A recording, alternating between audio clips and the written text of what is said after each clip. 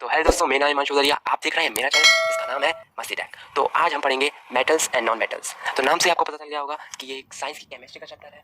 ठीक है, तो मेटल्स और नॉन मेटल्स, मेटल्स और नॉन मेटल बेसिकली एक एलिमेंट्स होते हैं, ठीक है, जो कि पीरियोडिक टेबल में पाए जाते हैं। तो ये एलिमेंट्स क्या होते हैं? तो एलिमेंट्स क्या होते हैं? Based on their physical and chemical properties elements can be divided into metals, non metals and metalloids. तो देखो, एलिमेंट्स को डिवाइड किया जाता है फिजिकल और उनकी केमिकल प्रॉपर्टीज के द्वारा डिवाइड किया जाता है। उन्हें मेटल्स एंड नॉन मेटल्स और मेटलॉइड्स में बदला जाता है। ठीक है, डिवाइड कर दिया जाता है ना उनकी फिजिकल प्रॉपर्टीज में। ठीक है, तो हम जानते हैं मेटल्स क्या होते हैं।